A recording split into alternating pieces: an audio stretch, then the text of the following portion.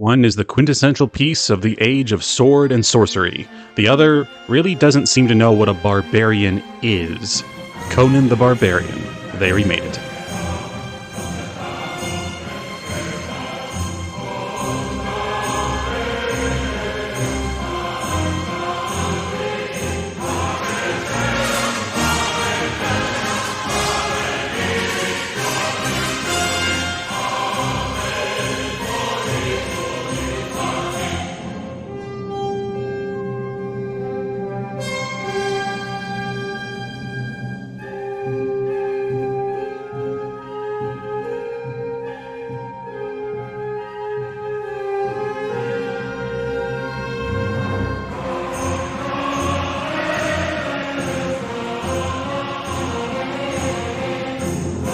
Hi, and welcome back to another episode of They Remade It. I'm your host, Stuart. And I'm your host, Jacob. Go and address this up at the top that the people next door to me have decided to do everything in the world on their yard today, so if you hear lots of equipment in the background, that's why. I am doing my best to filter that out. I'm sure we'll be perfectly fine, and you won't hear any of it. I think, thankfully, that's something that we keep running into, where it's like, oh, I hope the storm doesn't get picked up, or there's kids outside, like, biking on the sidewalk right next to my window, and it always gets filtered out, thankfully. Yeah. So yeah, and it doesn't help that we've just had to be... It's been one thing after another getting this recording set up, honestly. Mm-hmm. Between me having to go on a trip, and then technical difficulties, and then nature difficulties. It's been a bit busy, so This one was a little delayed. Slightly, which is gonna be very fun, because I watched the two movies pretty long ago. I tried to catch up with some clips today, but my memory is going to be way fuzzy, so... Yeah, I have a decent memory for the both of them. One more than the other, but I'll get into that. But yeah, it's been well over a month for us having actually seen these to start off with, so... But have you been able to keep up with anything else in the interim? Always. I'm always doing things, and I never stop. So, I've managed... I have, again, as usual, I watch a lot, I play a lot, I've been reading more and more. But, I usually just touch on what I've seen in the theaters, and I've been a little lacking this time around. I have two, which, I mean, seems like a lot, but given the amount of times this episode was delayed, usually I've done more. It's just, there's been so much going on that has prevented me from going to the theaters as much as I would like. But, quite a while ago now, when it was first, rolling out in its smallish theatrical window, I did catch The Day the Earth Blew Up, which is one that I had mentioned in our end of year show as me wanting to check out. Is very well put together. It's a great genre character piece for a Looney Tunes film, which I guess I should say, for people that don't know, that's what it is. It is the first original theatrical feature of the Looney Tunes that is like fully animated and not in 3D or with CGI, but by hand in a 2D style. Obviously, it's digital ink and paint, but that's because that's what everything is nowadays. It's still a full 2D feature, which we do not get anymore. So already that's a big plus. But something that's really charming about this movie is, again, it acts as a genre piece that is full of gags and a funny script that it doesn't have to be weighed down by, what has sort of bogged down the Looney Tunes franchise over the years when they try to hit the movies. It's always... Originally, it was compilation films, where there would be really shoddily animated vignettes that tied together a bunch of theatrical shorts from the 40s. Which, can you really call those movies? No. They're just repackaging of old material. And then, of course, Space Jam and Back in Action, which I actually do like Back in Action.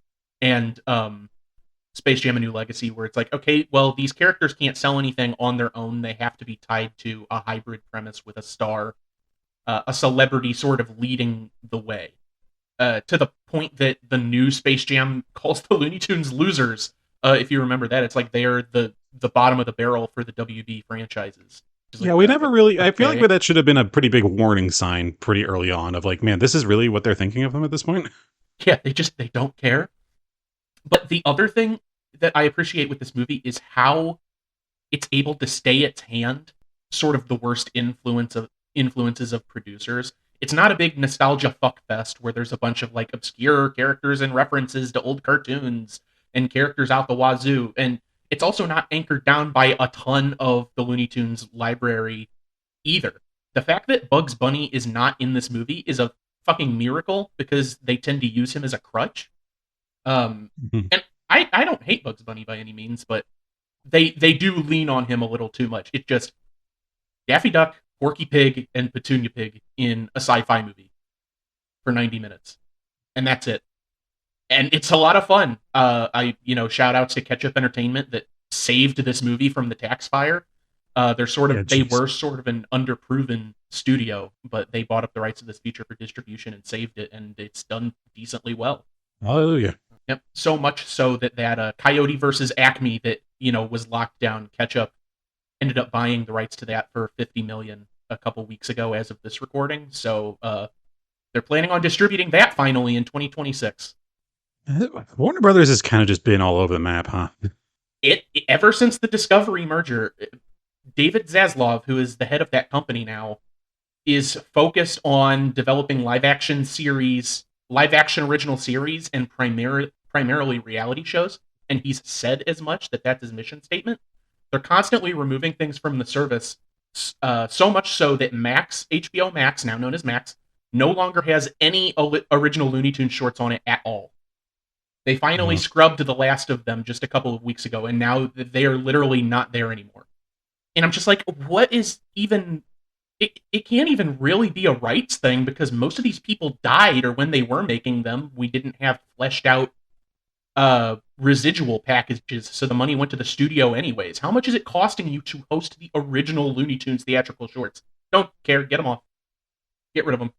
at this point, I'm in that jaded mindset of I think people just want to be assholes, ironically now. Like I don't think there is any actual strategy anymore. I think they are just being dicks. Probably, maybe.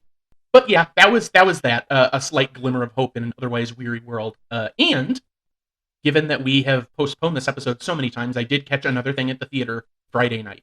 So Ooh.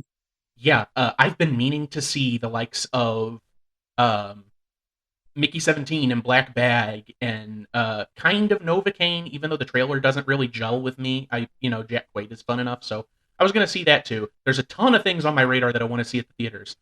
So what do you think I saw Friday night? Well, with that lead up, I'm guessing it's none of those things that you just mentioned. That's some good instinct to my sensibilities. So yes, I did. Since you don't have an actual guess, I'll just tell you it was I have no the idea. Minecraft movie that came out. Oh God, Um, I'm gonna let you speak uninterrupted. okay, I have barely any interest in Minecraft as a property. I have spent maybe 100 hours in Minecraft across all of its iterations total since it came out. Just because it's something I'll pick up, go for a little bit, and then I'll put back down again. It's not like a bad thing. It's a little too minimalistic for me, which is hilarious. Mainly because I'm so ingratiated into Terraria as a concept, which has so much more going for it. It holds my interest so much more.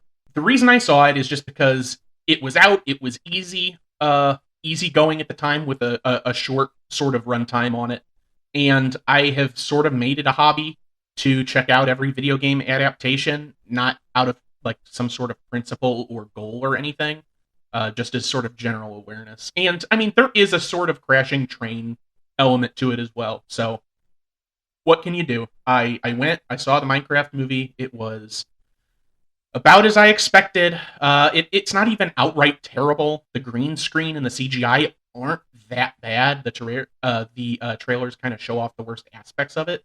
It's just really bland. A lot of the characters don't have many things to do. It's just Jack Black saying Minecraft things in his Jack Black way and sort of guiding them through the world so that they can have a climactic battle that lasts 4 minutes. And Mm. it's just so dull. No one is really trying except for Emma Myers. I think is who is like the main female lead, might be trying a little too hard. Not that she's bad, but someone should have pulled her aside and been like, "This is the Minecraft movie. You don't have to do that." Right? Yeah.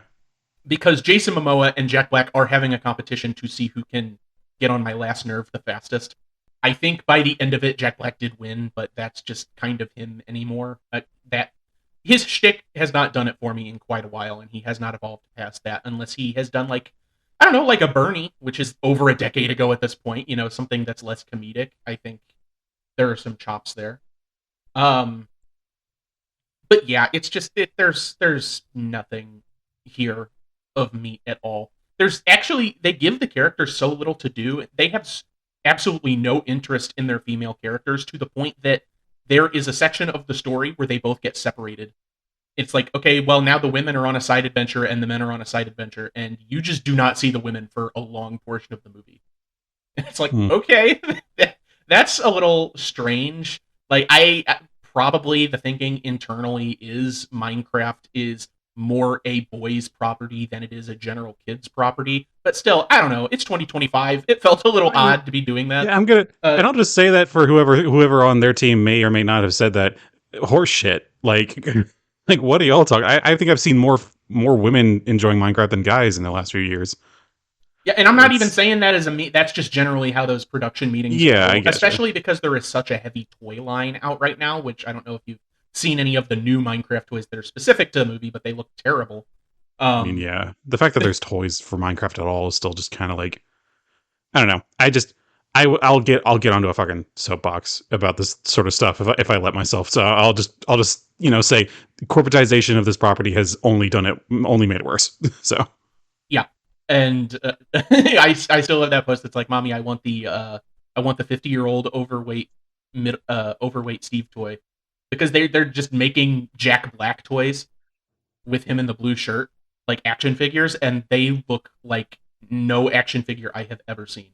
yeah, If I think it really just boggles belief that we are still just kind of accepting the fact that the most we have gotten out of this is it's literally just Jack Black wearing a blue shirt. That's it for this character. Like the fact that he looks in otherwise nothing like the character of Steve. It's literally just Jack Black in a shirt, and it's just like, how have we gotten this lazy? Not even least related to that for the fact of I will still defend that Steve is not white. Like what the hell? Well, I'll let you guess what was more annoying: watching the Minecraft movie in the theater or a row near the front of the screen of about 10 college age students all wearing blue shirts that literally were shouting lines from the trailer anytime Jack Black said them, like it was a Rocky Horror Picture Show screening. I Not even like I the memey ones like Chicken Jockey. Like anytime Jack Black said something in the trailer, they had it memorized and they said it when he said it. Horrible. It was beyond I'm just belief. gonna say like occasionally I don't even know if I have these kind of like almost hyper empathetic moments where it's like I'm able to place myself into situations and then just kind of feel the general emotional state I would be in such a situation. And I think I just started to smell blood for a second. Like I just like I felt that and I just imagined and I pictured all the exact kind of guys who would be doing that. Like I knew who I would know in like high school, the kind of guys that got obsessed with like Anchorman. And I was just like, I would commit murder. I think I would commit murder. I need to accept that about myself. Of in that moment, I would have become a criminal. That's horrible. I don't want to go on too much longer about it, so I'll sort of end it there. Just as a movie, even it's middling. I think I gave it like a star and a half or 2 stars. It's like below average, inoffensive, whatever. What frustrates me about it is just the entire situation behind the movie and my theatrical viewing experience to the point that standing back from it, having watched it 2 days ago, looking back on it, people enjoyed it. Whether they were enjoying it ironically or unironically doesn't really matter. There were some younger kids in there that were laughing at some of the jokes. The entire theater clapped when the credits came up, which I didn't really understand. Yeah, that's People are, unnecessary. yeah, people are having a fine enough time with it, which is whatever, because the movie itself is underwhelming as opposed to being straight up dog shit. It's just the entire everything with it. I hope we're done with this. I don't want another one to come out. That's sort of where Mm. I'll end that conversation. Um, Think Jack Black needs a quiet retirement. probably not. So Mhm. okay, one small thing again. With the exception of the Sonic franchise, every like video game movie that has come out recently has had Jack Black in it. From Super Mario Brothers to Borderlands to this, which I will say Borderlands is still way worse than the Minecraft movie. But Jack Black has been in every single one of them, and I think that's a trend that might continue. Who Just is he? Oh yeah, who's Bowser? I forgot about that. he was Bowser, he was Claptrap, and he was Steve. So I think this trend is probably going to keep continuing. I mean, they're working on Mario too, so obviously it's going to continue. But we'll Right. see. We'll see. Take me away from this. What about you? Tell me things. Well, you'll be proud of me because I actually went to the theater finally. Hooray! I Oh went yeah. with some friends. I went with some friends to go see Black Bag. And obviously, since you were wanting to see it, I won't spoil anything major for it. I'll just say it's a dang good movie. You know, another the menu situation of it's doesn't try to do anything is too special with it. It just goes in. It's a spy movie about two spies that are married, and goes, okay, here's the situation. They might be distrusting each other. Here's how spies going to be operating. I will say I kind of soured on it a little after the fact because there's a whole big thing of it feels very, you know, kind of millennial Gen Z kind of thing of, oh, these two are like a power couple kind of deal. Like one of the characters in it is this young newer recruit who constantly talks about how, oh, they're so hot for each other. It's like they could cheat on each other so easily, but they don't. They're so committed. It's so crazy and stuff. And like part of me at a certain point was like, all right, calm it down. Like it's like you're going on about this like you're trying to be a priest talking about monogamy. Um, which at a certain point was like fine, but just you know, it just seemed like they kind of went on about it a little too much, just for the fact of the two main characters don't have a ton of chemistry. Michael Fassbender himself is meant to be very cold, analytical, and that's he's a decent character, but it's just as far as chemistry goes, to try to be about like, oh, it's this you know couple who love each other so much. It's like you don't really see it.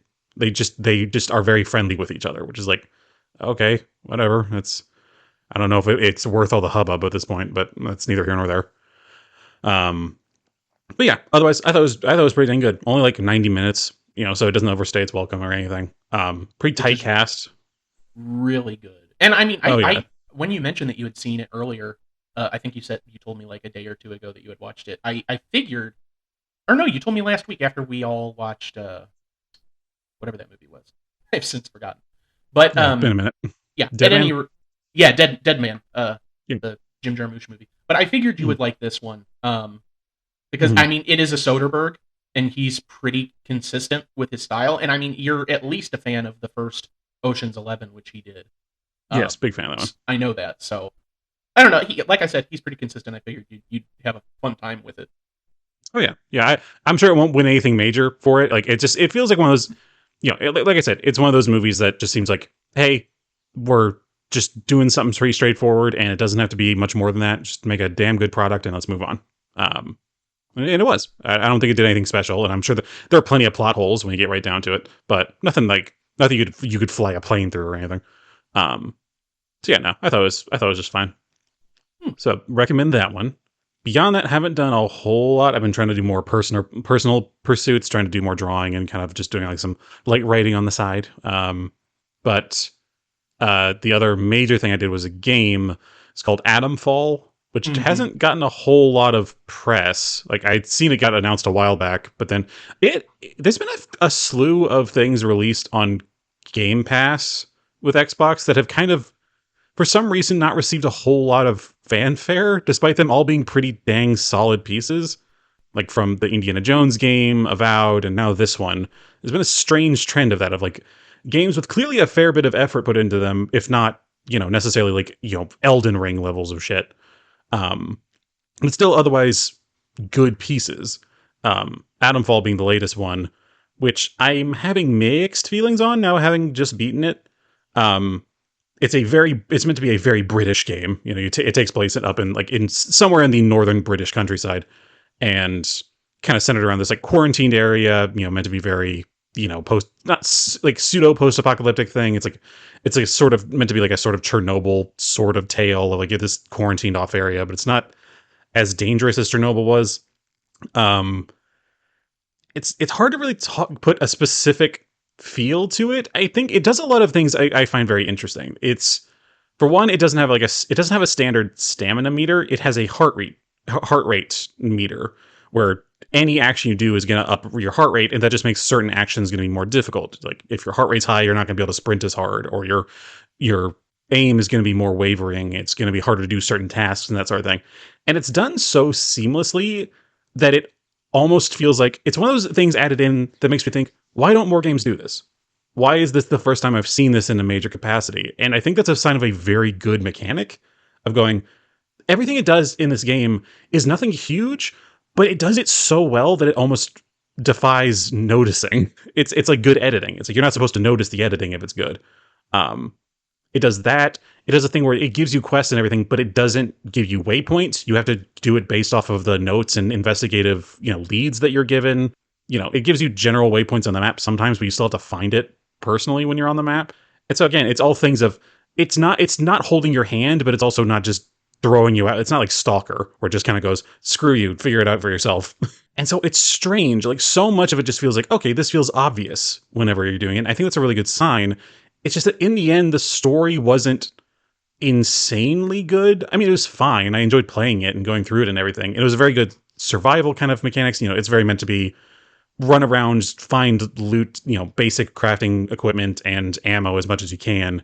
And it really managed to keep the balance of, I felt like I was always a little low on ammunition, but never so low that I ever truly ran out.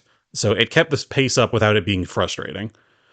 But then the story just kind of like fizzles out by the end. You're given a very specific task, and you're meant to be able to complete this task for like a group of 6 different people. Like, there's technically 6 different endings to this, of like, oh, there's just very minute ways you complete the final task differently.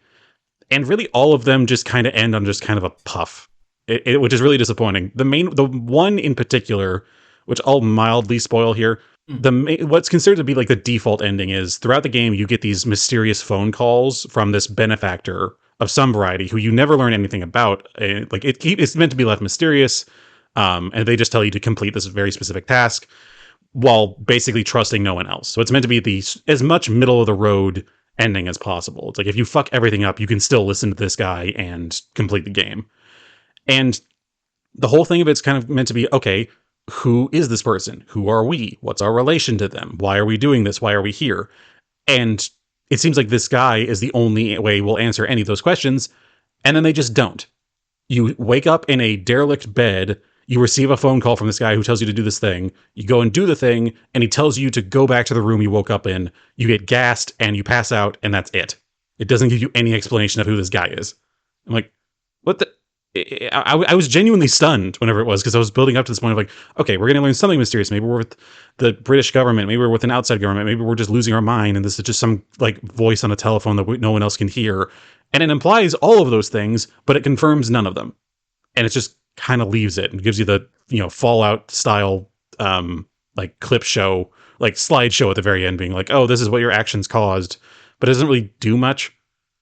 And so it's just kind of left me there, and I was like, I'm just kind of disappointed now. And then looking up the other endings, they're basically all the same. Of, okay, they don't give you barely any explanation, and you just do this 2 or 3 extra little tasks at the very end, and that's it.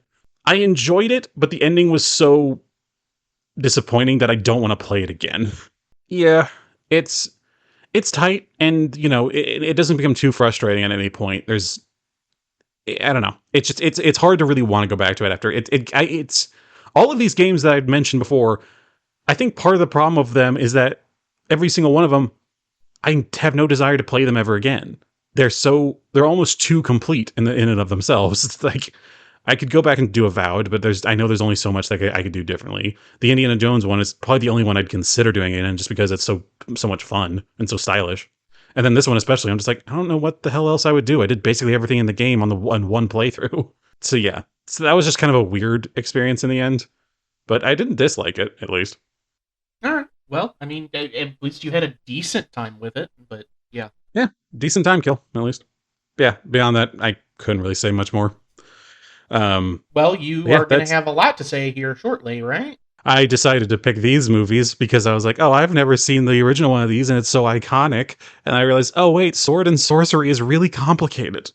My God, the original setting of this world is called the Hyborian Age. The motherfucker who wrote that can't be concise, can he?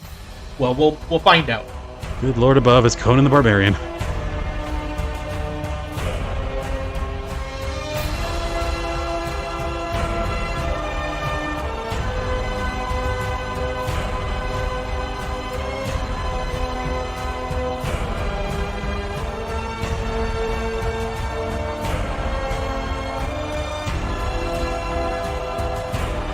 Going to be a lot of shit I'm saying here, and a lot of it's going to be some ridiculous names. I will say them to the best of my ability. So we have the original Conan the Barbarian from 1982, It is directed by John Milius, written by John Milius and Oliver Stone. It is based on the book and series Conan the Barbarian by Robert E. Howard. Its cast is made up of Arnold Schwarzenegger as Conan the Barbarian, Jerry Lopez as Sabbatai, Sundahai Bergman as Valeria, James Earl Jones as Thulsa Doom, Max von Sydow as King Osric, Mako Iwamatsu as Wizard of the Mounds, William Smith as Conan's father, Sven O. Thorson as Thorgrim, Ben Davidson as Rexor, Cassandra Gava as the Witch, Valerie Quinninson as Osric's young daughter, George or Jorg Sands as the young Conan, Nadiuska, all one word, as Conan's mother. Starting off with a blacksmith as he forges a sword and shows it to his young son, Conan, as he tells him of the riddle of steel, an aphorism of the importance of steel to his people, the Cimmerians. Soon after, a band of raiders led by the cult leader Thulsa Doom massacres the Cimmerian village, killing Conan's parents. The children, Conan included, are then taken as slaves to work at a large mill, called the Wheel of Pain. Conan alone survives into adulthood, becoming a powerful muscled gladiator, and eventually being given his freedom. He is chased by wild dogs and seeks refuge in an Atlantean warrior's tomb, because Atlanteans were a thing in this, from which he takes an ancient sword. Conan proceeds to wander the world, betting a prophetic witch and befriending one Sabbatai, a Hycarian thief and archer.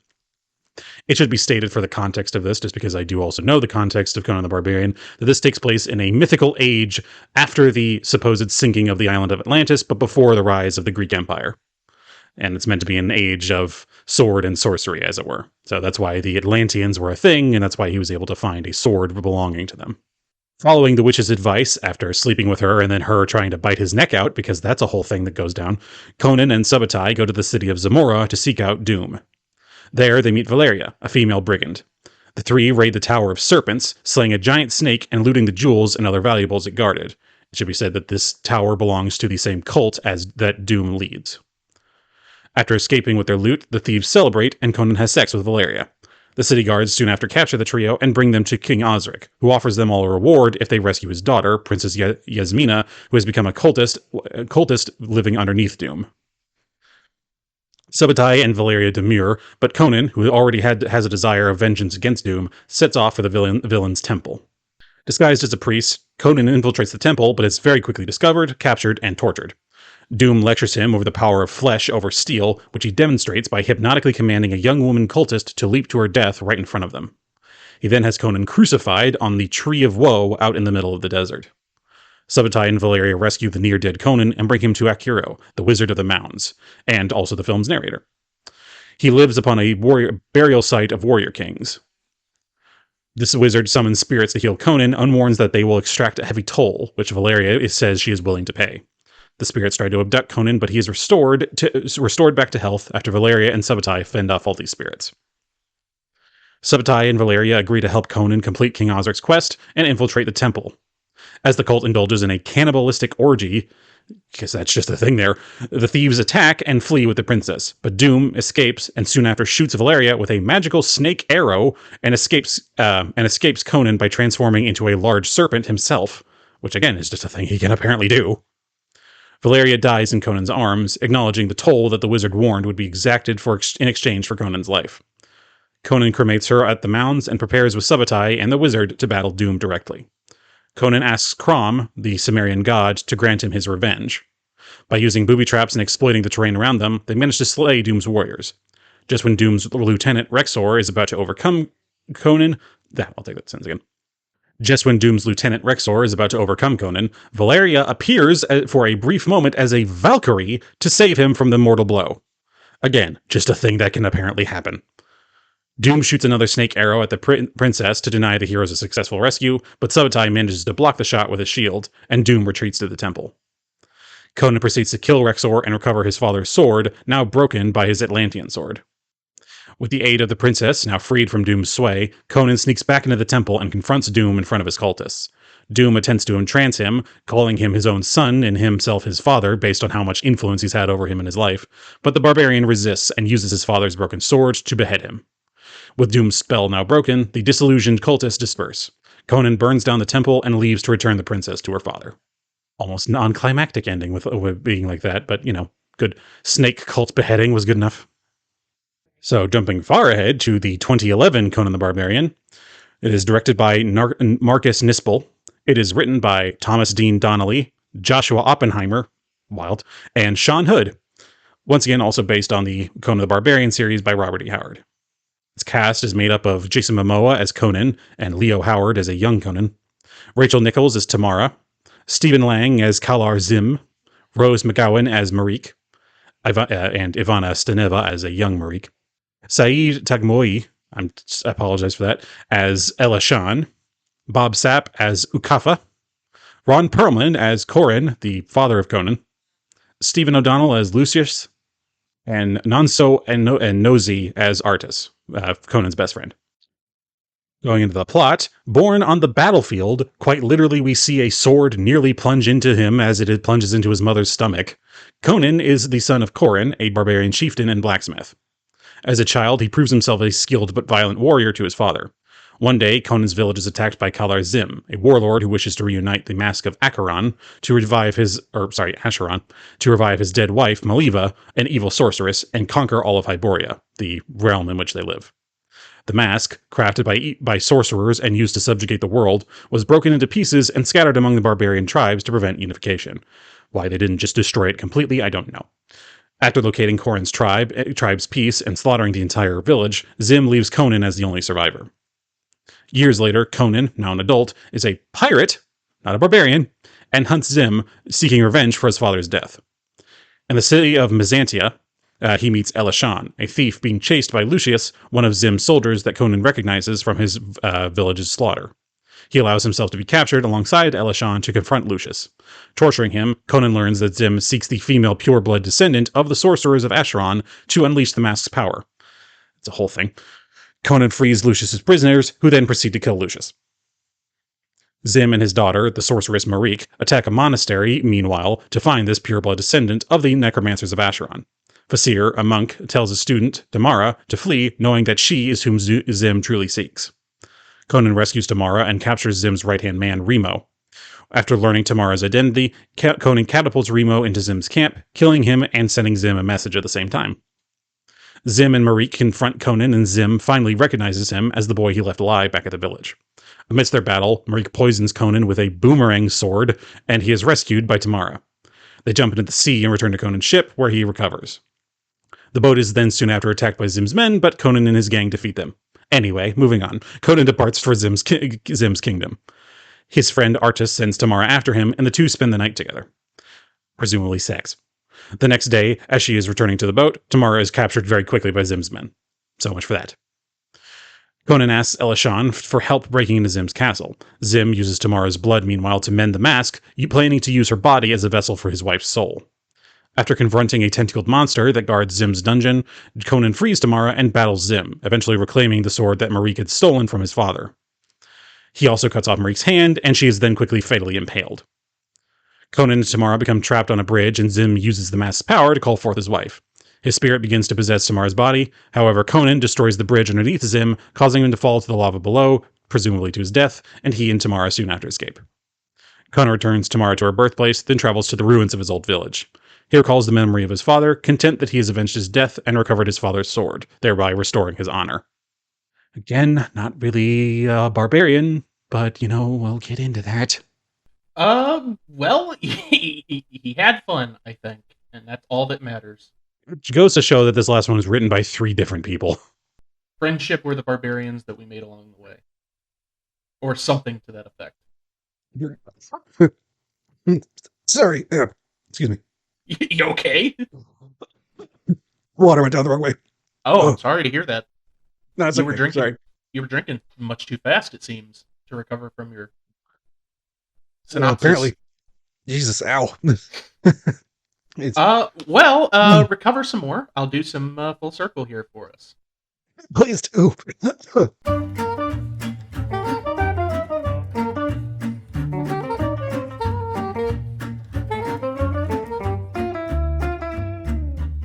Okay, so the most obvious one is Arnold Schwarzenegger, who was Conan in '82's Conan the Barbarian. We've seen him before as Douglas Quaid / Hauser in 1990's Total Recall, and he was also Howard Langston in 1996's Jingle All the Way. Oh yeah. I somehow managed to eliminate that one from my mind.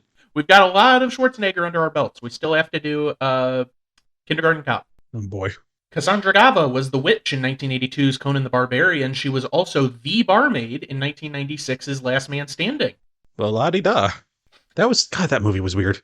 James Earl Jones. I'm going to take Wow. that again. James Earl Jones was Thulsa Doom in Conan the Barbarian. He was also the narrator of 1995's Judge Dredd. Max von Sydow was King Osric in Conan the Barbarian. He was Chief Justice Fargo, also in 1995's Judge Dredd. And you may or may not have seen him in the director's cut of 2010's The Wolfman as the passenger on the train. Oh yeah. As the cane, and yeah. Who should have been the most interesting character in that whole film? Too bad we're cutting him.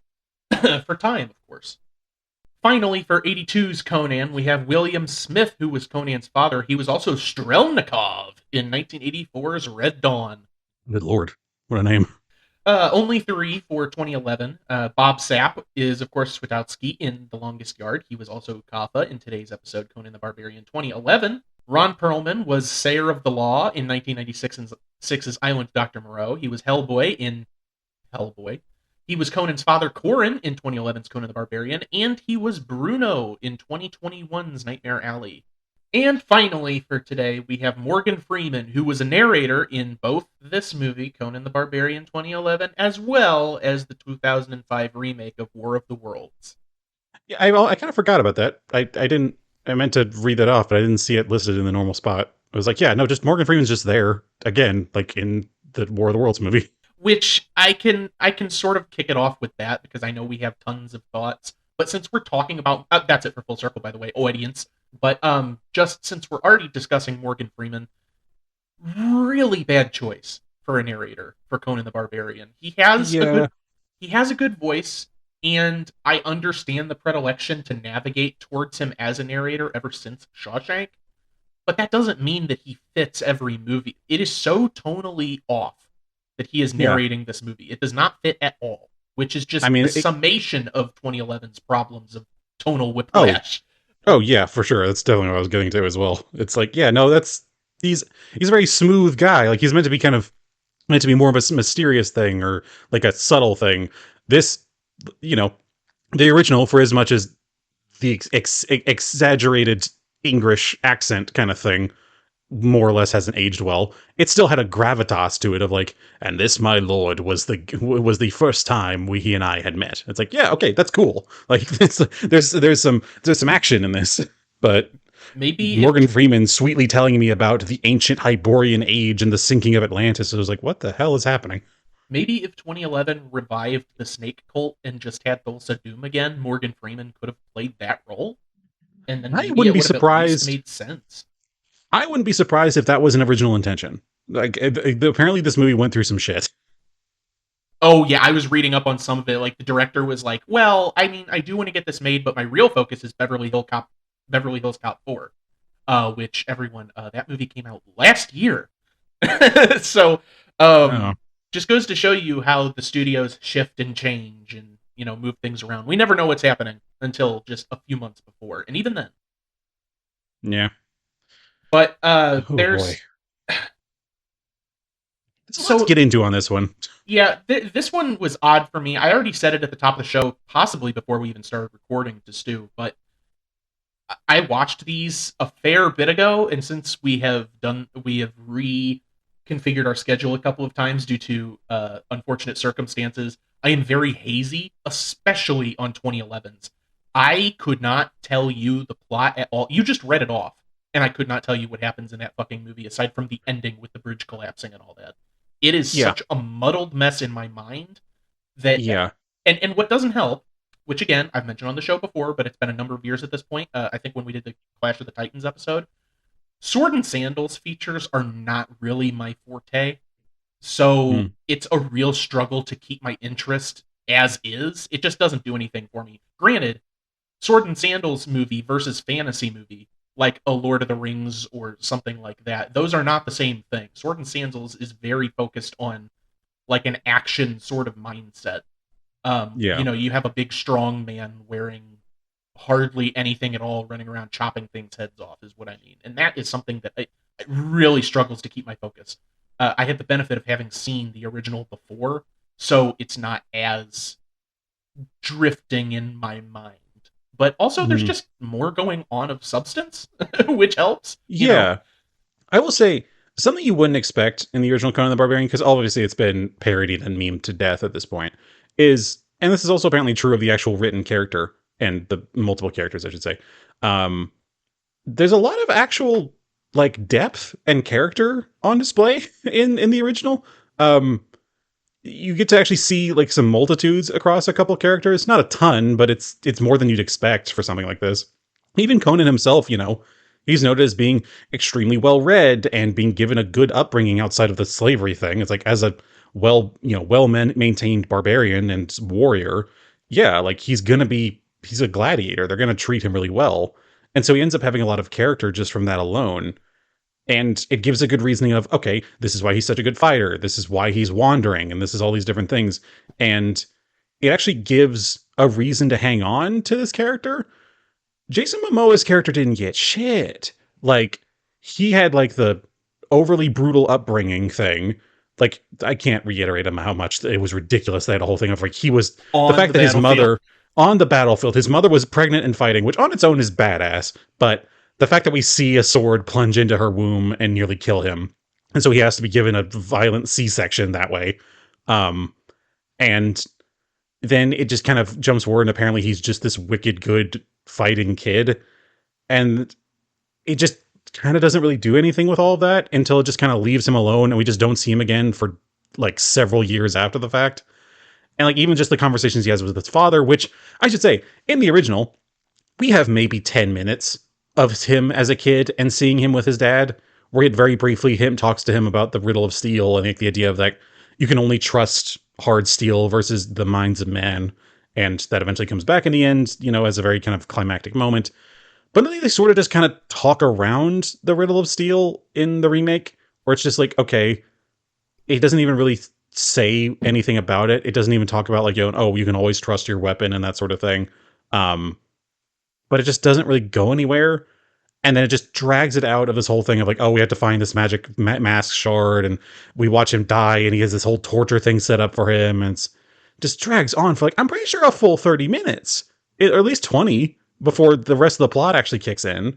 And it's done less for his character than they did in the first 20 minutes of the original, where it's like, okay, he doesn't speak a word the entire time until they ask him what is best in life.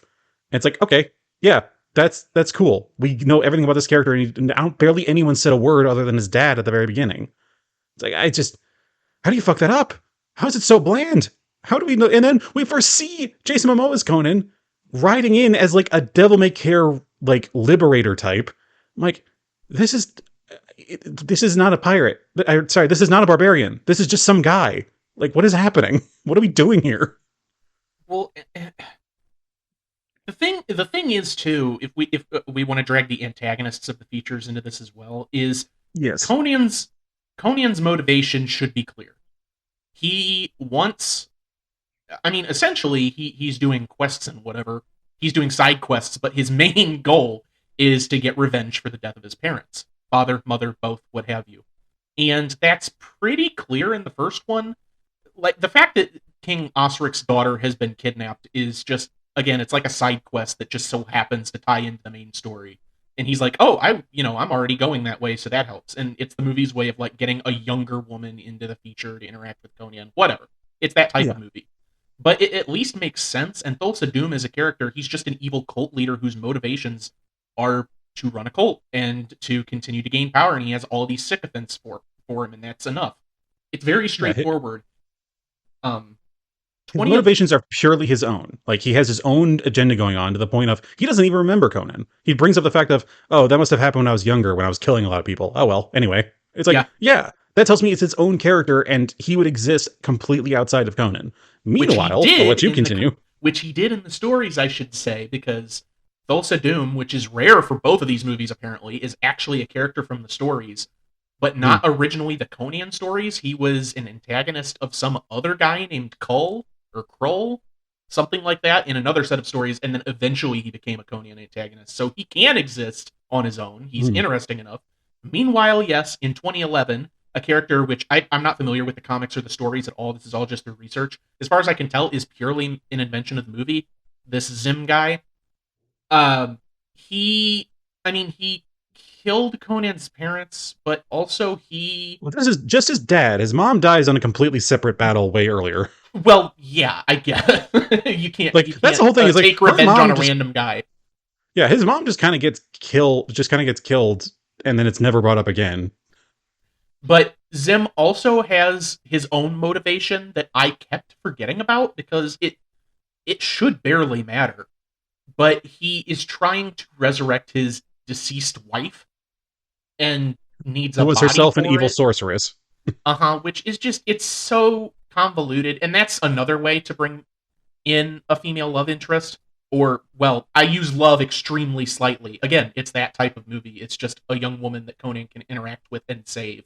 But it's the same thing Also, as the first movie, but it feels more tacked on, haphazard, and as if Conan sort of yeah. stumbles into all this. He's like, "What is even happening?" Like, I kept forgetting that that's what this Zim guy was trying to do because that wasn't what I was paying attention to. Also, it should be said that the setup for this evil mask thing, that like this mask that is like this Oh mask god. of sorcerers, it itself is already so convoluted because the backstory for it is that there was this whole, even prior to the current fucked up world, there was a separate version of these fucked up world where these cultists and like these necromancers brought the world low with their magics and the use of this mask, and then it got destroyed, and so now the world can start over again. Now that that's done, it's like, why do we have like 2 or 3 origins of this world of like, oh, it was this grand time of magic and technology, and then Atlantis fell, and then again it went back up, and then now there's these necromancers with their thing, and it got worse again, and now we're starting again. And I'm only partly sure that's exactly what they were talking about. I don't know if like their shit coincided with Atlantis going down or not. I don't know because it was so all over the map. And it's just like all of this to justify why this guy came and killed Conan's dad. That's it.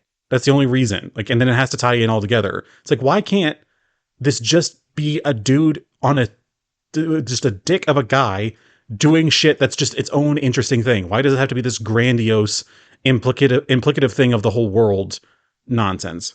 Like, Thulsa Doom was interesting in a world and a pretty sizable threat all on its own and still being self-contained. It's just, it's baffling why they did so much convolution to justify this plot. It's This unnecessary.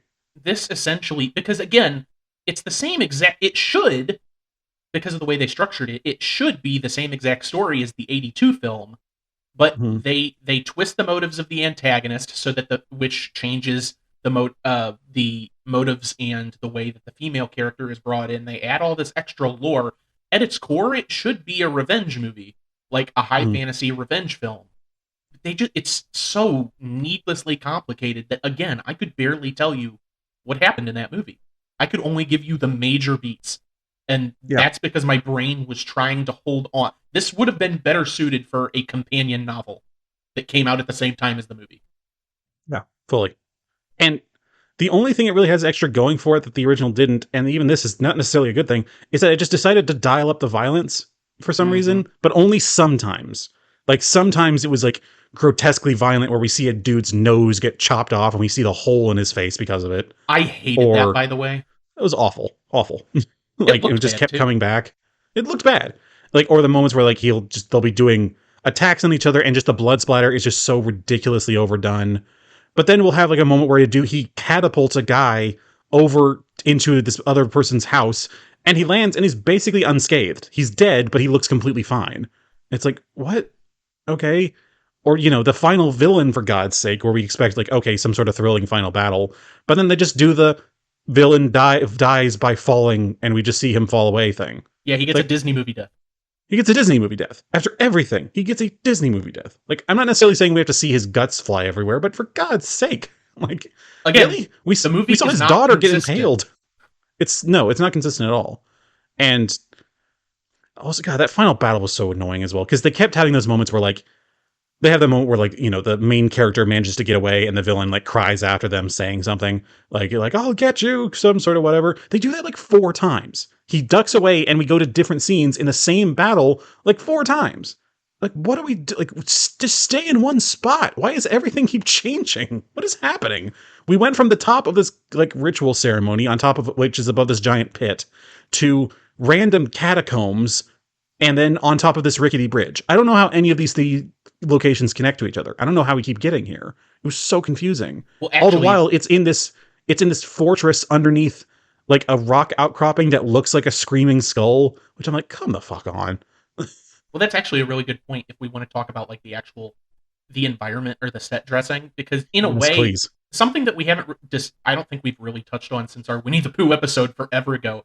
I think Conan 82 really does the less is more sort of thing in a Oh yeah, fantastic way. The way that yeah, it paints its scenery. A lot of times it's like a desert with sweeping dunes, or yeah. sort of the craggy, rocky outcropping. Like if this Well, wasn't because specifically taking place in a different land, you could try to pass this off as a generic post-apocalyptic sort of thing, because it's structured in that same sort of Mad Max way for a lot of it, and I really appreciate the varied locations as well. If we're talking about the snake cult chamber and the castle, these are things that I can remember in my head, as opposed to right. 2011's where it's just a lot of CGI castles and tents in the backgrounds of some shot. Like, where are we? Mhm. Where Right. am I? There's no cohesion to their environments at all. They're just kind of generic situations where I think maybe it's meant to be pseudo Mediterranean or that sort of thing based on the locale, which I guess would sort of make sense for the world placing they're in. But again, you can't really place anything specifically. Even like their boats and everything just look like ramshackle crap heaps. I'm like, I don't. There's nothing here. We can't get anything from this. Meanwhile, the original one very clearly is meant to be emanating Mongolia, like ancient Mongolia. Like the whole thing is meant to take place. It looks like it takes place in the Tibetan steppes, and it's gorgeous. Like it's this strange barrenness to it that just is what that part of the world is like. These like large sweeping areas of the Gobi Desert, and you just the hills going into the Tibetan mountains and that sort of thing.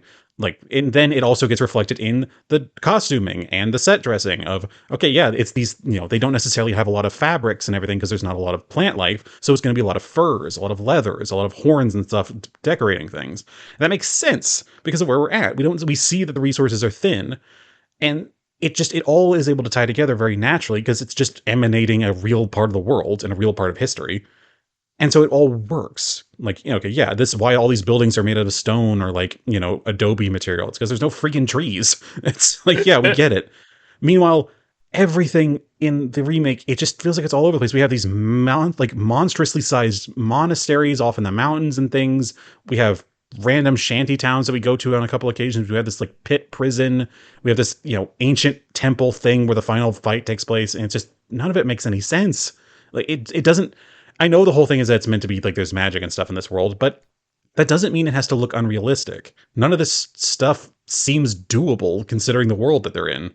Everything in the original, yeah, it feels real. The wizard living out in the like the burial mounds, and the fact that he's living off in the patch of the world that is so windswept and desolate that he's barely surviving, but he chooses to do that just for his, profession, for lack of a better term.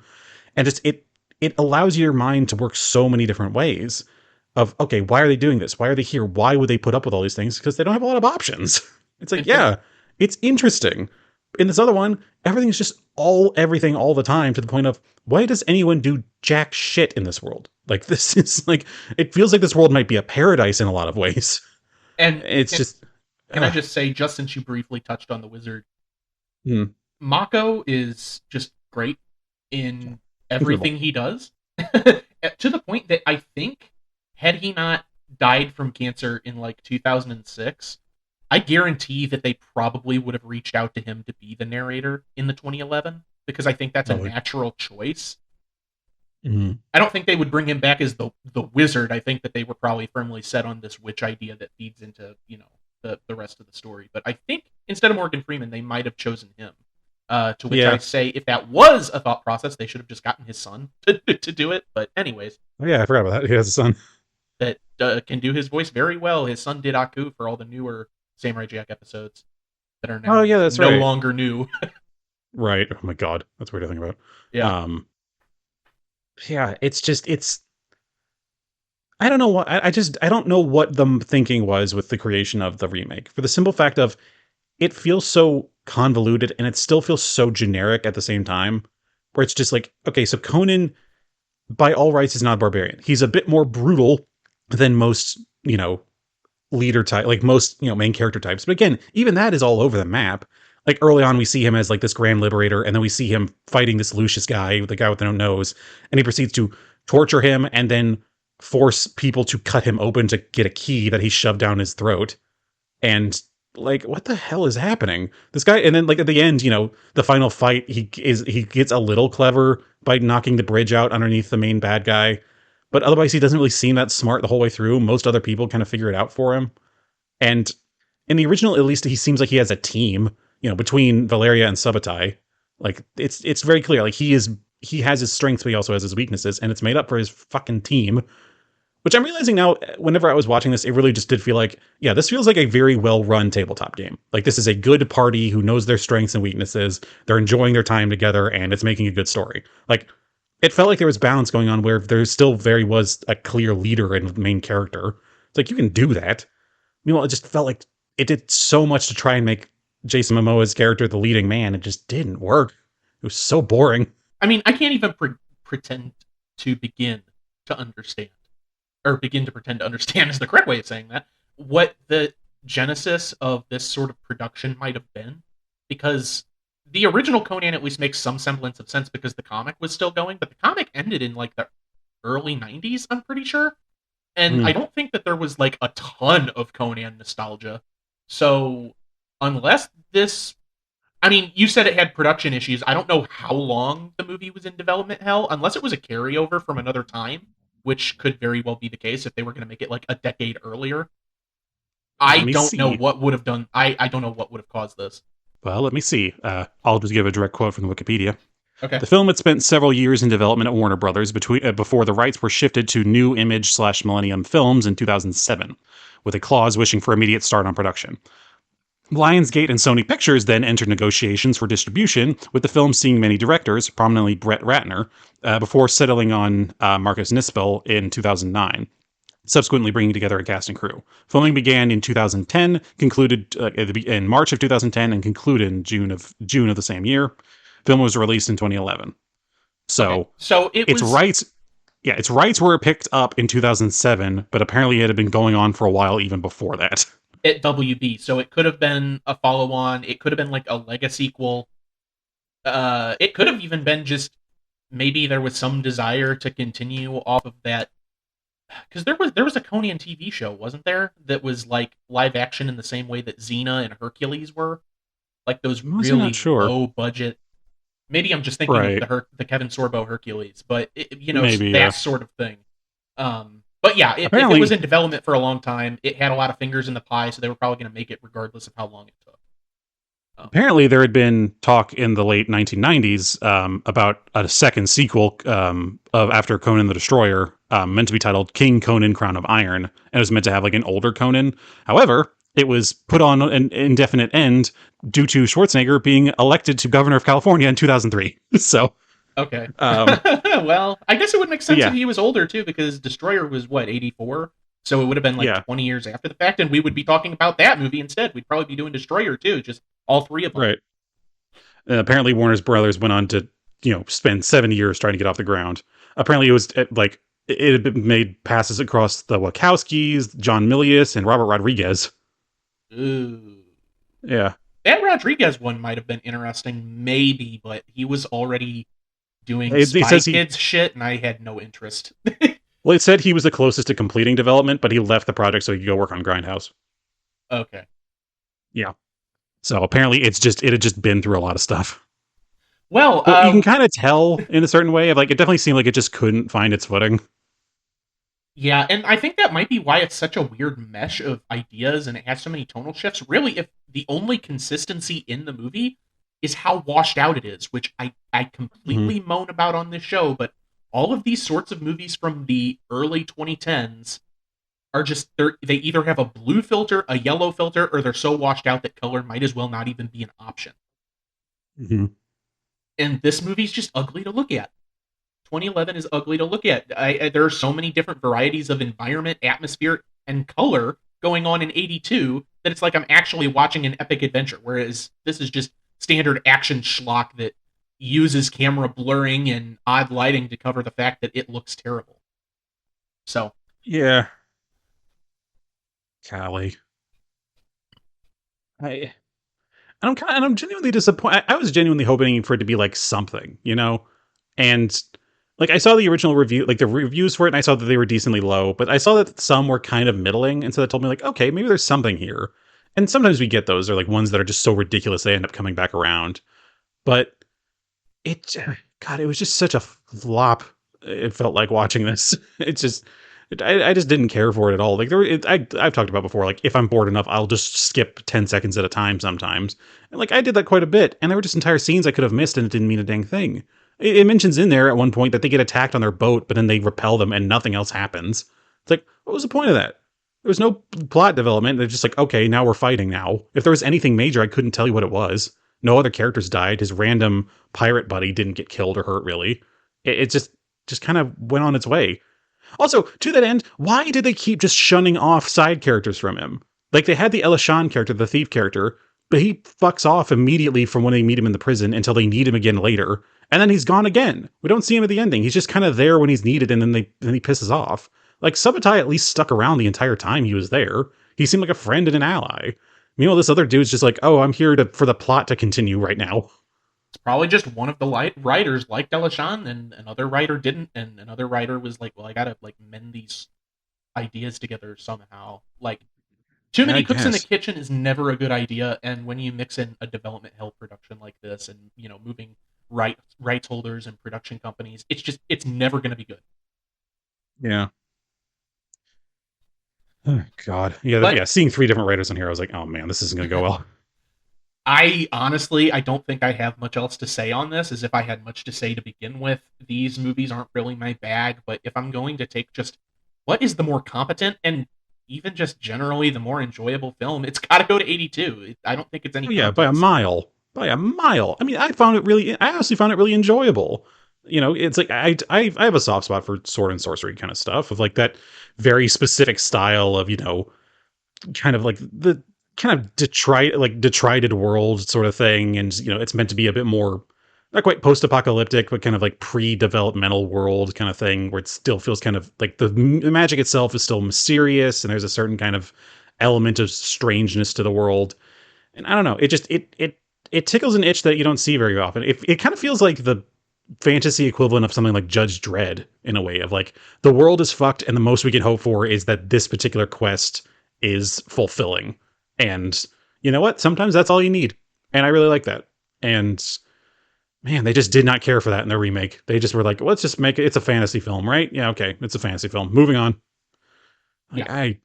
I know they were so desperately wanting this to be a vehicle for Jason Momoa, but I'm like, nah. Sorry, bud. Yeah, it's Wait until Game of Thrones and Aquaman. they whoever had any actual interest or stakes in making this a movie was probably gone by before 2007 even happened. So Yeah. this is one of those movie by committee sort of deals. There's no artistry here. Yeah, Uh no. Artistry did not come anywhere near this thing. no, again, maybe at one point in time, but those things get lost in the shuffle when you take too long to do something and you have so many people involved. Uh but yeah, those are our thoughts. I'm gonna be honest, I don't have any questions or anything for this. Do you have any follow-ons? Oh. Hmm.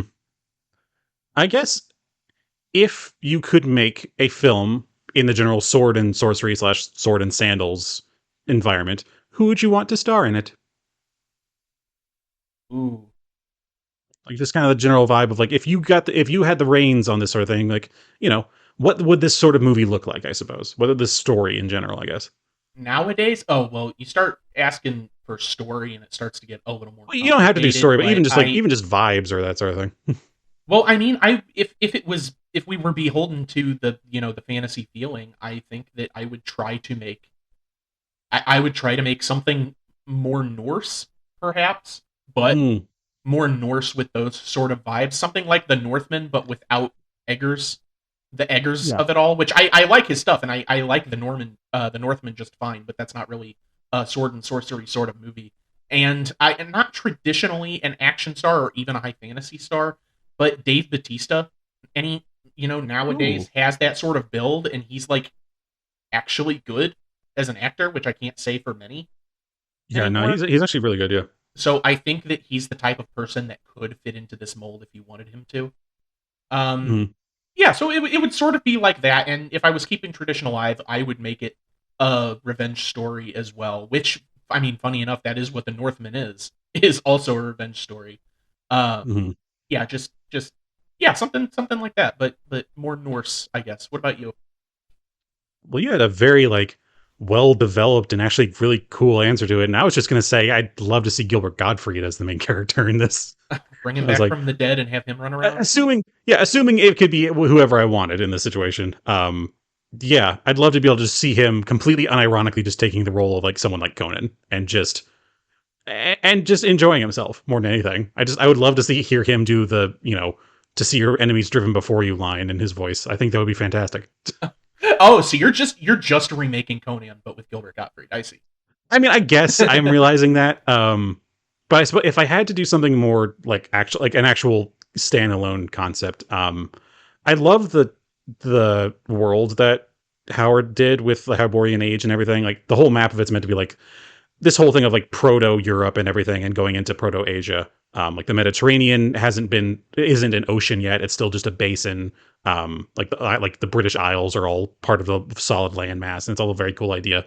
Um, I'd love to see maybe kind of a more African centered one of just like I'd love to be able to kind of see like an Ethiopian inspired kind of like ancient myth tale because Ethiopia has a ton of mythology, but it's just never really given a chance to have a center stage as far as I've been able to tell. Um, I think the last time we had a major African centric fantasy film was Black Panther, and like while good was still Marvel and therefore eh. Um, Yeah, but it's also it's less.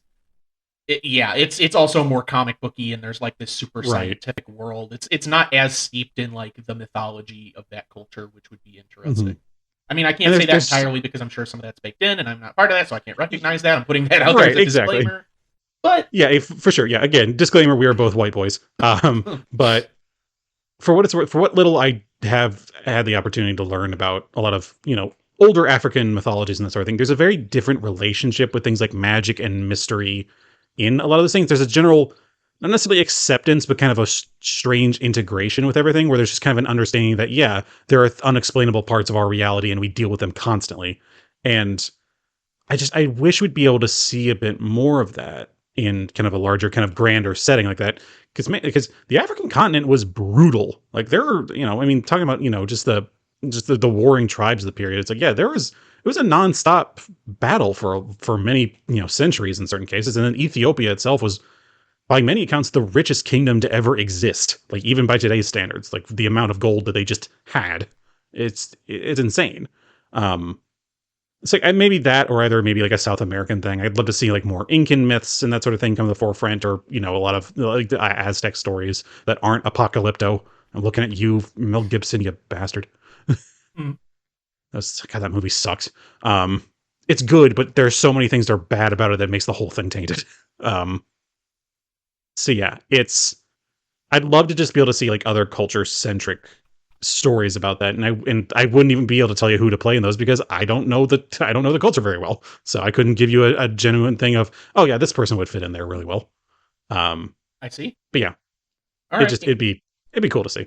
And if I have to have my throw shit at the wall moment, and just remake the original Conan with dead Yeah, people, I would have it. I don't know. Conan would be Howard Da Silva, and it would be directed by Elia Kazan.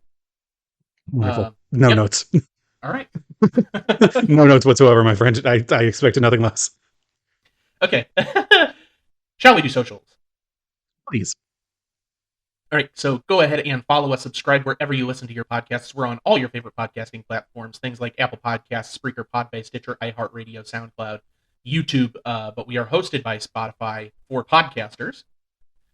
Go ahead and send us email at theyremadeit@gmail.com with suggestions for future episodes that we might do. We've gotten some in the past, and we always like to look them over and potentially fit them into our schedule. Also, just things that you think we're doing good on the podcast, that you don't think we're doing good that we can improve on. What's your answer to the question? What would you make for a sword and sorcery type movie? Or if you just want to say hi, that's always appreciated as well. And go ahead and follow us. They Remade It at bluesky.social for updates on when episodes are going live, potential things that we could be covering in the future, podcast, promo art and posters for what we've been reading, watching, playing, gaming, etc., as we've mentioned on the podcast, and full circle videos that I've been putting together, documenting people that we've covered on the show more than once. And that is it for full circles. Or for socials. I went back into it. It's all good. Yes, we do always love hearing from y'all. It is a strange thing to be reminded that this actually is being heard by people. Which, incidentally, my dad might listen to this one because he was apparently a very big fan of Conan the Barbarian. Apparently, it was one of the first things he showed my mom when they were dating, which harkens back to the fact that one of the first things I showed Hannah was Blade Runner. I think just similar success levels, apparently. Ooh, okay. Yeah, I should not have picked Blade Runner first, man. It's like, I'm getting married to this woman. She accepted me after that. That's insane. Well, then maybe that was the right call. You could have gone way worse. They could have gone worse.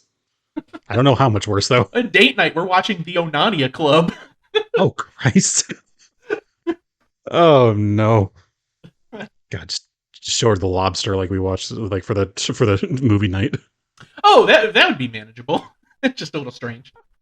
Yeah, oh my God, yeah, it's like, yeah, that's a fun post-date night thing of, what animal would you like to be turned into? I'd like to be turned into single.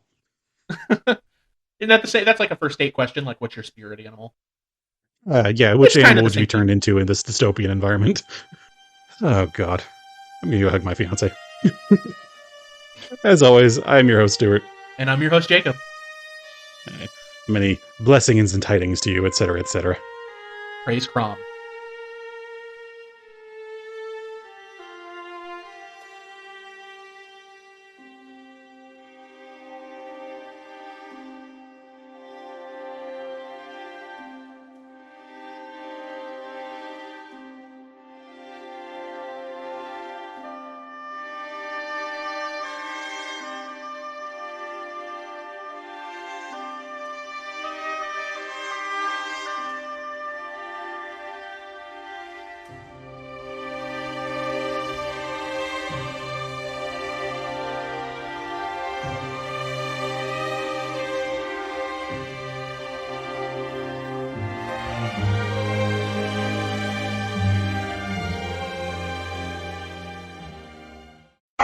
This is good, but what is best in life?